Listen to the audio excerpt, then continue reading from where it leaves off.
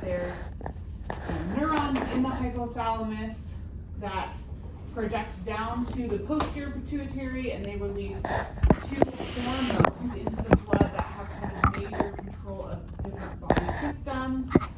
They also release chemicals onto a capillary bed that releases onto the anterior pituitary, causing the release of all sorts of hormones that function in different body systems. And so we use the example of CRH being secreted from the hypothalamus, causing ACTH to be secreted from the anterior pituitary, that traveling to the adrenal cortex where cortisol is released. And so in that sort of hypothalamic pituitary axis, we have neuronal control ultimately of those stress hormone releases. All right. And then we started discussing the autonomic nervous system. So if we go back to this slide, right, our autonomic nervous system is represented by the C panel here. The idea is we have neurons from the central nervous system that ultimately are also controlled by neurons connected in the hypothalamus, that sort of connect to all sorts of interconnected networks throughout the body that control these autonomic voluntary functions.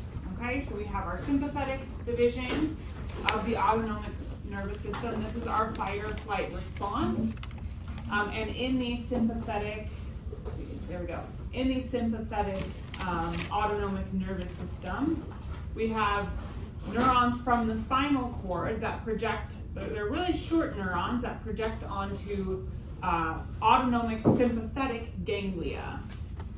Then those cells, so the cell body here, project down to different tissues all over the body, smooth muscle, cardiac muscle, glands, to control different outputs and different functions that all contribute to the fight or flight response.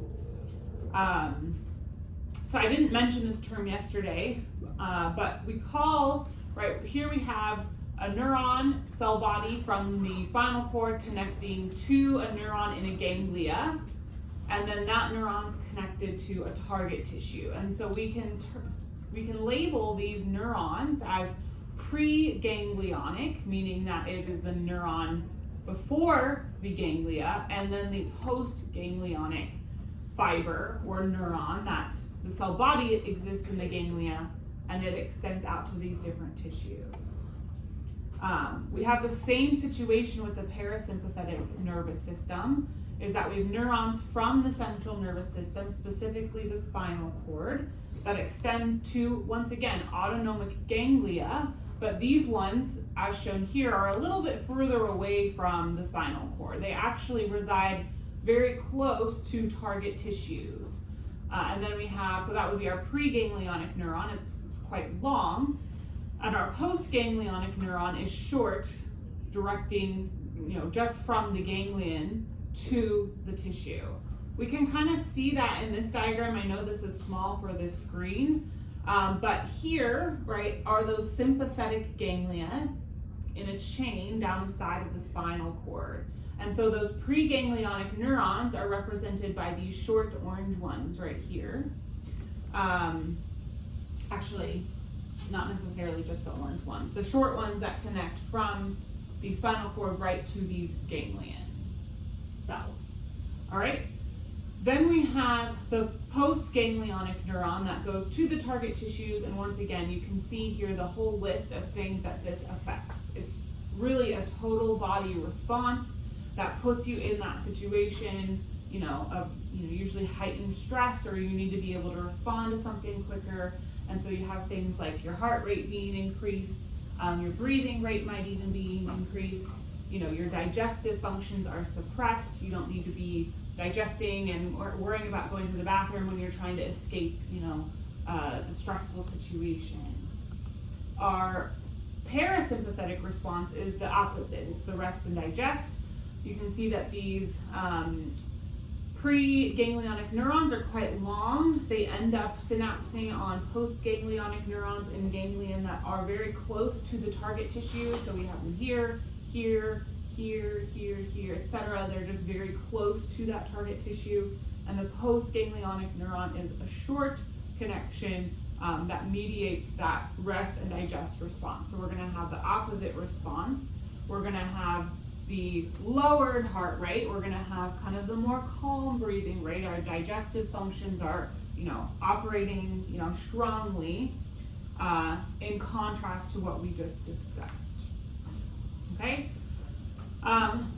These two systems, the sympathetic and parasympathetic system, do use different neurotransmitters. So we're kind of looking at the same diagram here with our preganglionic neuron, postganglionic neuron to our target tissue. In both the sympathetic and parasympathetic, our preganglionic neuron releases acetylcholine. All right, so acetylcholine gets released onto the postganglionic cell. They have the same receptors, they're nicotinic acetylcholine receptors. So the response here is going to be the same, that basically when this neuron is excited, it's going to excite this neuron. The difference comes in the postganglionic neuron. In our sympathetic nervous system, the postganglionic neuron releases norepinephrine onto receptors for norepinephrine at target tissues. And our parasympathetic postganglionic neuron releases acetylcholine again. But this time, it binds to muscarinic acetylcholine receptors. So the receptors in these two places are a little bit different, even though acetylcholine is mediating both of those responses. Okay? And so once again, these are contrasting to our point-to-point signals of this to that to that. These are things that affect large body systems, and we're kind of creating kind of a whole, a stronger chemical response over the whole body. Any questions on the autonomic nervous system? Okay, so our last one, if we go back to this diagram, is panel D here. And so we have to discuss our diffuse modulatory systems. Once again, we have a small set of neurons that actually mediate this. And they extend these long axons out that have these sort of, bumps in them. We actually call these varicosities. And they're just kind of an outgrowth of the cell right there. And at each one of these little nodes, neurotransmitter can be released. Or, in this case, we might call it a neurohormone can be released. And it goes on to affect large parts of the brain. And that's what we're going to see with these. We're going to discuss the 4